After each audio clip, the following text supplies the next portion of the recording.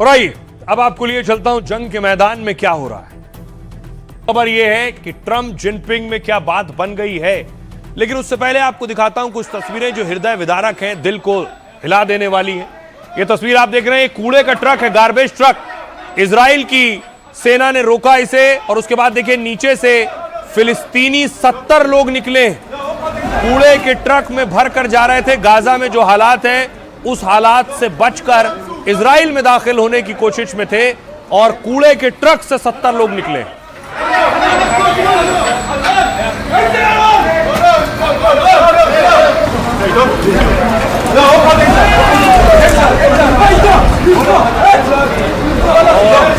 जैसे ही इस ट्रक को रोककर खोला गया तो एक एक कर लोग गिरने शुरू हुए और सामने 70 फिलिस्तीनी दिखाई दे रहे थे।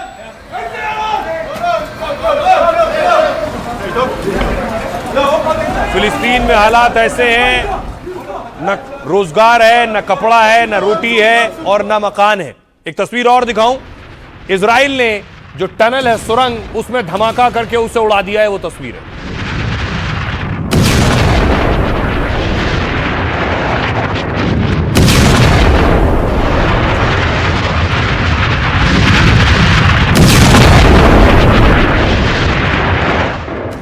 गाजा में हालात ये हैं कि अभी भी जाने जा रही हैं, अभी भी लाशें उठ रही हैं।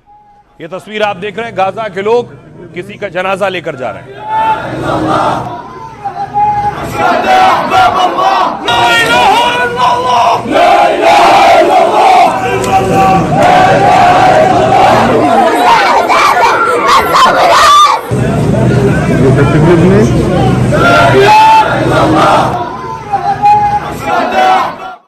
गाजा के बाद दूसरी तरफ लेबनान में भी इजराइल एक्शन ले रहा है। कुछ एक्सपर्ट्स कह रहे हैं नेतन्याहू के लिए लेबनान भी दूसरा गाजा है।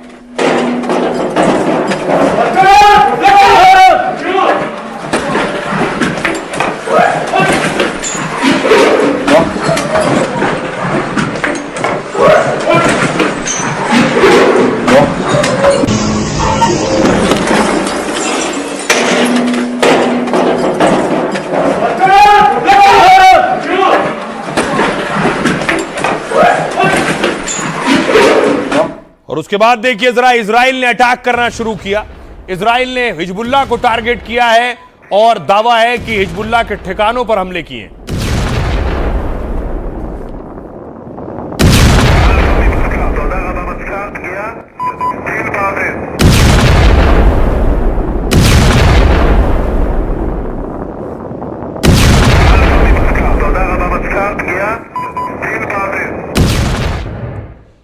इजराइल का दावा है कि वो चुन चुन कर हिजबुल्लाह के लड़ाकों को मार रहा है। लेबनान में रहने वाले लोगों का कहना है इसमें आम लोगों की भी जानें जा रही हैं।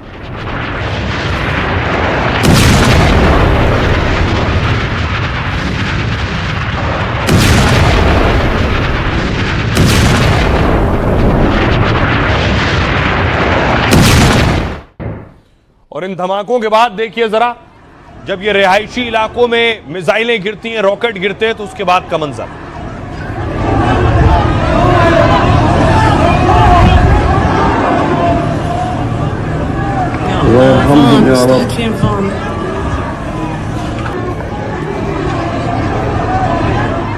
दूसरी तरफ हिजबुल्लाह भी अटैक कर रहा है इजराइल पर। यह रॉकेट अटैक हिजबुल्लाह का है।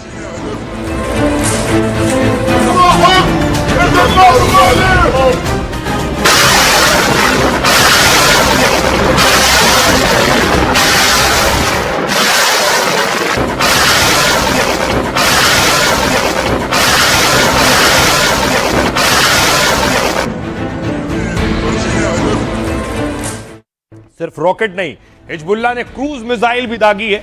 यह क्रूज मिसाइल का हमला है इजराइल पर।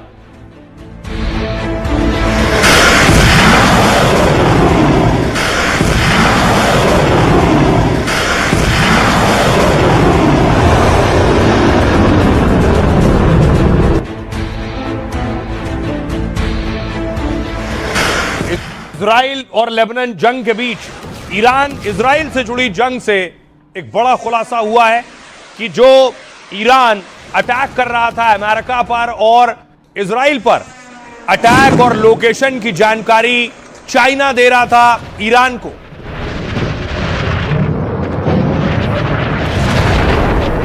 यानी अमेरिकी ठिकानों के बारे में, कहां अमेरिका के सैन्य बेस है, कहां इजराइल का कौन सा महत्वपूर्ण ठिकाना है, ऐसा दावा किया गया कि यह जानकारी चीन की तरफ से दी जा रही थी। Satellite images. एक ये तस्वीर है, जिनपिंग मिले हैं रूस के विदेश मंत्री से, लावरोव से। लावरोव कल चीन पहुंचे थे। अब आपको बताऊं चीन का रोल इस जंग में क्या रहा है। जंग के दौरान ईरान ने अमेरिकी ठिकानों को निशाना बनाया। मिडिल ईस्ट में कई जगहों पर अमेरिकी ठिकाने तबाह कर दिए गए थे। अब रिपोर्ट में खुलासा हुआ है कि चीन ने ईरान की मदद की है। चीनी जासूसी सैटेलाइट से यूएस ठिकानों की जानकारी मिली। रिपोर्ट में दावा किया गया कि चीनी जासूसी सैटेलाइट का इस्तेमाल किया गया। इसके जरिए ही मिडिल ईस्ट में अमेरिकी सैन्य ठिकानों को टारगेट किया गया। ईरान ने 2024 में चीन से TE-01B सैटेलाइट हासिल किया था और इसके जरिए ईरानी सैन्य अधिकारियों ने अमेरिकी ठिकानों की निगरानी की। मार्च में ड्रोन और मिसाइल हमलों से पहले और बाद में इन ठिकानों की तस्वीरें ली गई और इसमें सऊदी अरब का प्रिंस सुल्तान एयरबेस, जॉर्डन के सैन्य ठिकाने शामिल हैं। ट्रंप ने चीन को ईरान के हथियारों की सप्लाई पर चेतावनी दी। अगर चीन ईरान को सैन्य मदद देता है तो इसके गंभीर परिणाम होंगे। ट्रंप ने चीन पर 50% टैरिफ लगाने की वार्निंग दी। हालांकि चीन ने ईरान को सैन्य मदद से इनकार किया है। सुनिए जरा अमेरिकी उपराष्ट्रपति जेडी वेंस क्या कह रहे हैं। अभी वहाँ सीज फायर है। राष्ट्रपति ट्रंप एक बड़ी डील चाहते हैं। वो कोई छोटा समझौता करना नहीं चाहते, ऐसा समझौता जो अब तक नहीं हुआ। ट्रंप नहीं चाहते कि ईरान कभी भी परमाणु बम बना सके। पाकिस्तान में हुई बातचीत में प्रगति हुई, लेकिन गतिरोध जारी है। हम लगातार कोशिश कर रहे हैं क्योंकि इससे पूरी दुनिया को फायदा होने वाला है। तो आज समंदर में अमेरिकी हमले की एक तस्वीर सामने आई। अमेरिका ने एक ड्रग बोट पर अटैक किया और उसे तबाह कर दिया।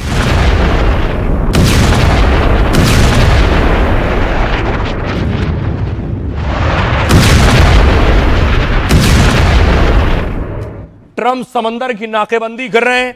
इस बीच देखिए ईरान की एम्बेसी ने ट्वीट किया है। आगे स्ट्रेट ऑफ हॉर्मूज है, एक बेबी ट्रंप है जिसमें लिखा हुआ है कि यह बच्चों का खेल नहीं है। हॉर्मूज की नाकेबंदी करना बच्चों का खेल नहीं है, यह कहा गया है इस तस्वीर के जरिए। ये साउथ अफ्रीका की ईरान एम्बेसी ने जारी की है। और इसी समंदर में, इसी हॉर्मूज में ट्रंप का एक बहुत खास और बहुत महंगा ड्रोन गिर गया है।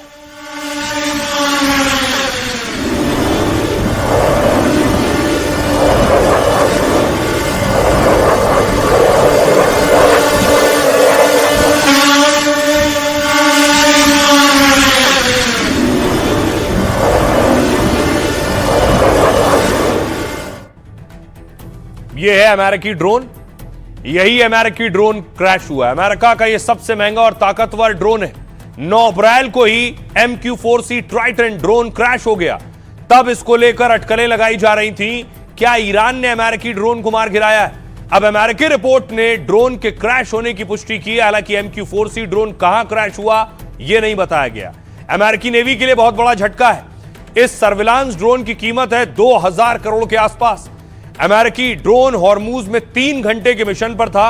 ड्रोन 50,000 फीट की ऊंचाई से तेजी से नीचे गिरा था।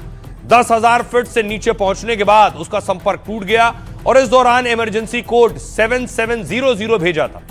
विमान मानव रहित था, इस वजह से जान माल का नुकसान नहीं हुआ। समुद्री निगरानी के लिए इसे तैयार किया गया। यह ड्रोन 50,000 फीट यानी करीब 15 किलोमीटर की ऊंचाई पर उड़ सकता है और इसकी रेंज करीब 13,700 किलोमीटर है। इसमें 360 डिग्री घूमने वाले सेंसर लगे हैं। यह एक साथ बहुत बड़े इलाके की निगरानी कर सकता है। MQ-4C ट्राइटन ड्रोन आसमान में उड़ता जासूस जैसा है। दुश्मन को भनक लगे बिना हरकत रिकॉर्ड करता है। अमेरिका को अब तक 8,900 करोड़ से ज्यादा का नुकसान हो चुका है। वहीं ईरान ने जंग में भारी नुकसान को लेकर मुआवजा मांग लिया है। ईरान ने 2,500 खरब के नुकसान का दावा किया है। तो समंदर में ट्रंप को यह झटका लगा है।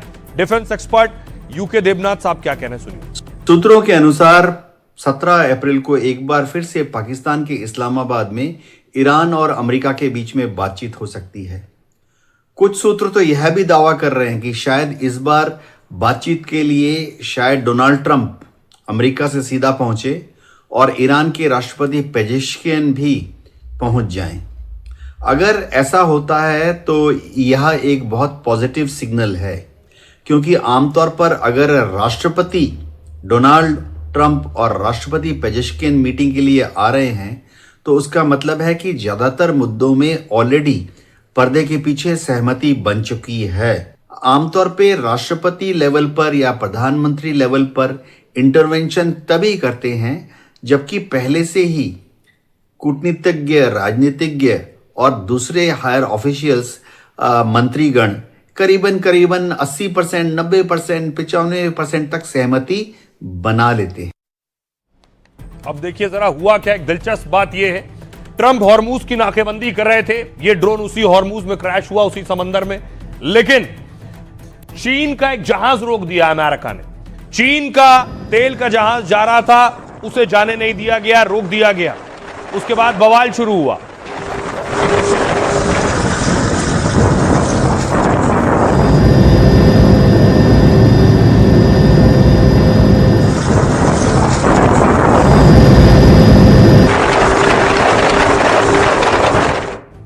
अब आपको दिखाऊं हुआ क्या। अमेरिका के वॉरशिप लगे, डिस्ट्रॉयर लगे। चीनी जहाज समंदर से गुजर रहा था, अमेरिका के वॉरशिप और डिस्ट्रॉयर ने चीन के तेल के जहाज को रोक दिया, जाने नहीं दिया। हॉर्मूज में चीन और अमेरिका के बीच टकराव की स्थिति बन गई। चीनी टैंकर अमेरिकी नाकेबंदी तोड़ने में नाकाम हो गए। दरअसल यूएई से चीनी टैंकर मेथनॉल लेकर जा रहा था।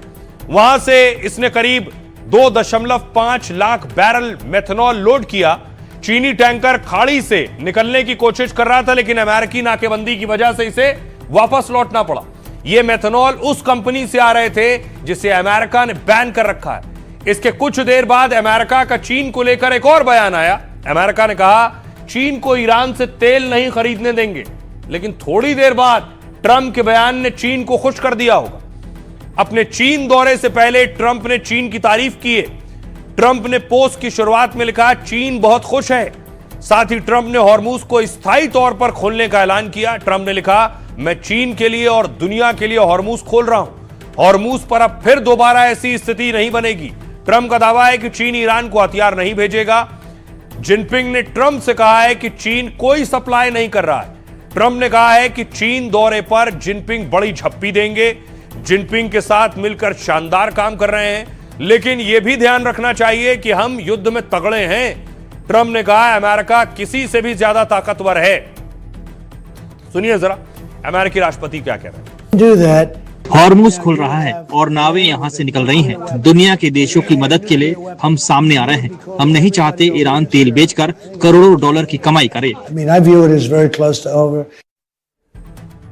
अब देखिए इस दौर में जब हॉर्मूज की नाकेबंदी है, भारत का एक और जहाज निकल आया है। ये वो तस्वीर आप देख रहे हैं, जग विक्रम है भारत का।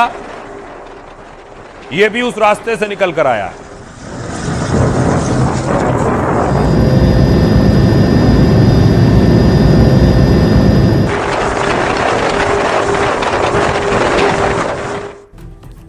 तो भारतीय झंडे वाला एलपीजी टैंकर जग विक्रम हॉर्मूज पार करके पहुंचा है।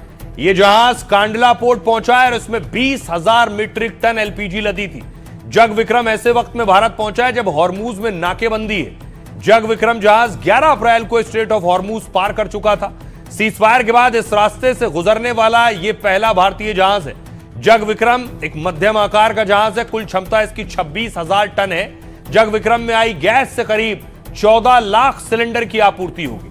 इससे सप्लाई चेन बनी रहेगी और गैस किल्लत की आशंका खत्म होगी।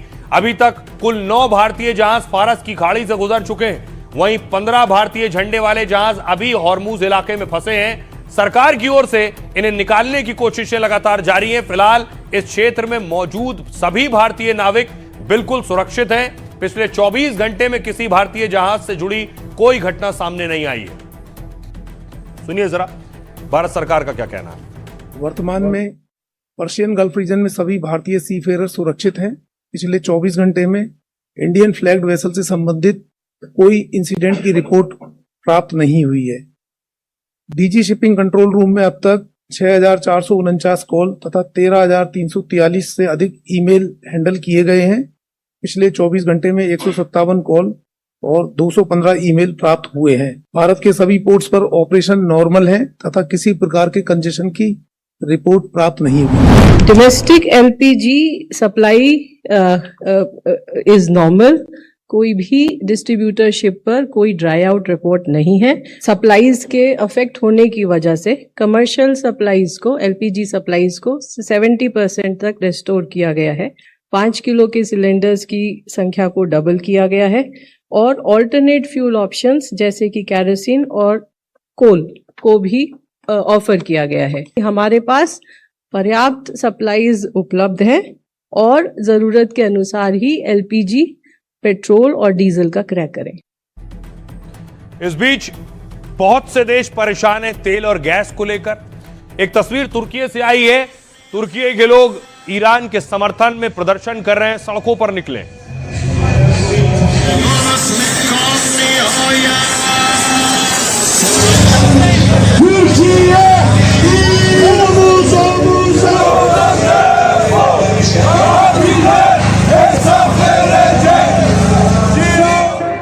और इस बीच तेल गैस का भी इंतजाम करना है। कुछ देश ऐसे हैं जिन्हें पैसों का इंतजाम भी करना है। उनमें से एक पाकिस्तान है। पाकिस्तान के पीएम देखिए शहबाज शरीफ पहुंच गए यूएई, और खबर है यूएई से बड़ा पैसा लेने वाले हैं और यूएई को पैसा चुकाना है। सऊदी अरब से पैसा लिया था, अब यूएई से लिया हुआ उधार वापस करेंगे सऊदी से लेकर।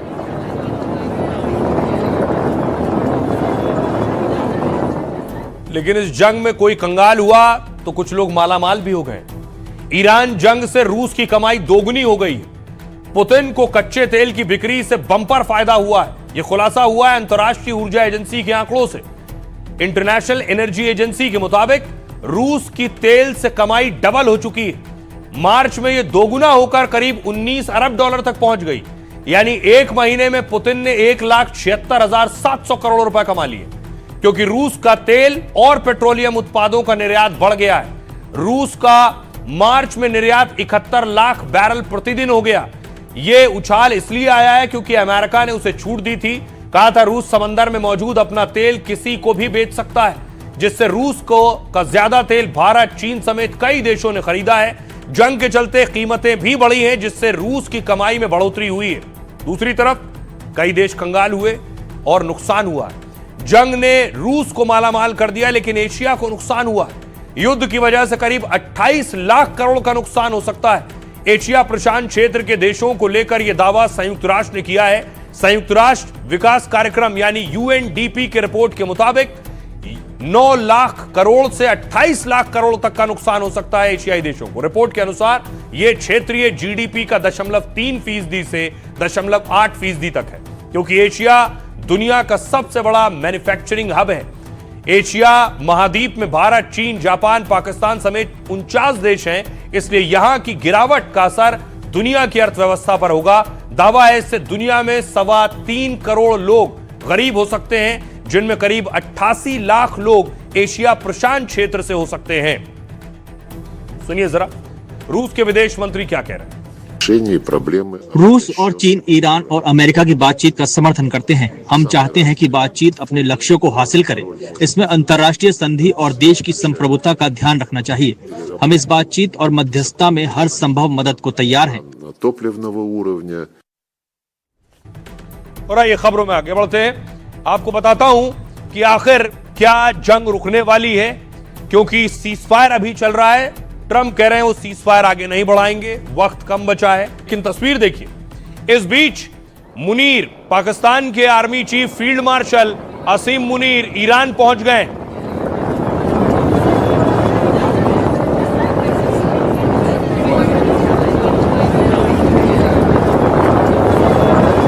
तस्वीर आप देख रहे हैं, असीम मुनीर के पीछे पाकिस्तानी गृह मंत्री भी हैं।